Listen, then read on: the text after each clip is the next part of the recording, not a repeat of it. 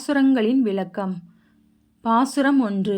முதல் பாசுரத்தில் வரும் மார்கழி திங்கள் என்ற பாடல் நோன்புக்கான நேரத்தையும் நோன்புக்கான மூலப்பொருளாக விளங்கும் பெருமாளை குறித்து பாடப்படுவது ஆகும். இரண்டாவது பாசுரம் வையத்து வாழ்வீர்கள் என்ற பாடல் நோன்பின் போது செய்யத்தகாதவை பற்றி பாடப்படுவது ஆகும். மூன்றாவது பாசுரம் ஓங்கி உலகளந்த என்ற பாடல் நோன்பினால் விளையும் நன்மைகள் குறித்து பாடப்படுவது ஆகும். நான்காவது பாசுரம் ஆழிமலை கண்ணா என்ற பாடல் மழைக்காக வருணனை வேண்டி பாடப்படுவது ஆகும்.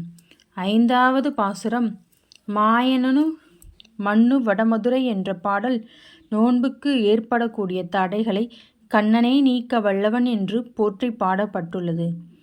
6வது முதல் 15வது பாசுரம் வரை கோகுலத்தில் வாழும் கோபியரிடம் உறக்கம் விட்டெழுந்து கண்ணனை தரிசித்து வணங்கி செல்லும் அடியவர் கூட்டத்தோடு சேருமாறு அழைப்பது பற்றி பாடப்பட்டுள்ளது.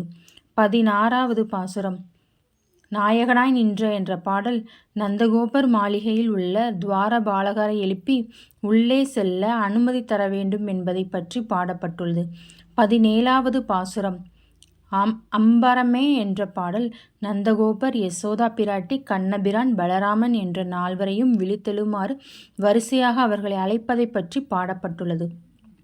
18வது பாசுரம் உந்து மதனி களிநின்றன் என்ற பாடல் நப்பின்னை பிராட்டியை விழித்தெழ வேண்டி பாடப்பட்டுள்ளது. 19 மற்றும் 20வது பாசுரம் நப்பின்னை கண்ணன் என்ற இருவரையும் ஒரு சேர உறக்கம் விட்டு எழுந்து வர வேண்டும் என்பதை பற்றி பாடப்பட்டுள்ளது. 20 முதல் 22வது பாசுரங்களில் வரும் பாடல் கோபியர் கண்ணனின் கல்யாண குணங்களை போற்றியும் கண்ணனின் அருட்கடாட்சத்தை மட்டுமே நம்பி வந்திருப்பதை பற்றியும் பாடுவதாகும். 23வது பாசுரம் மாரிமலை மலைஞ்சில் என்ற பாடல் கிருஷ்ண சிம்மத்தை அவருக்கான சிம்மாசனத்தில் அமர வேண்டி பாடப்பட்டுள்ளது.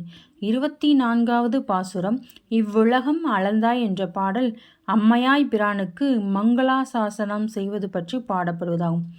பாசுரம் 25 ஒருத்தி மகனாய் பிறந்தது என்ற பாடல் கோபியர் தங்களை ரட்சித்து அரவணைக்க அவரை தவிர வேறு மார்க்கமில்லை என்று உணர்த்துவதை பற்றி பாடப்பட்டுள்ளது. 26வது பாசுரம் மணிவண்ணா என்ற பாடல் நோன்புக்கான பொருட்களை கண்ணனிடம் யாசிப்பது பற்றி பாடப்பட்டுள்ளது.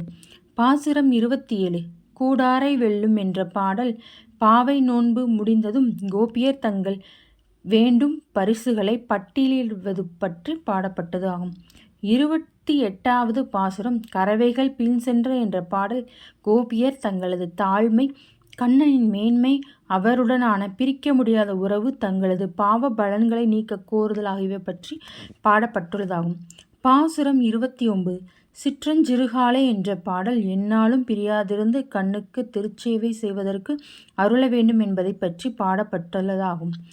பாசுரம் 30 வங்கக்கடல் கடைந்த என்ற பாடல் திருப்பாவை ஓதும் அடியவர் கண்ணபிரானின் அன்புக்கும் அருளுக்கும் பாத்திரமாகி பேரானந்தம் அடைவர் என்ற செய்தியை வெளிப்படப்பட்டதாக பாடப்பட்டுள்ளது.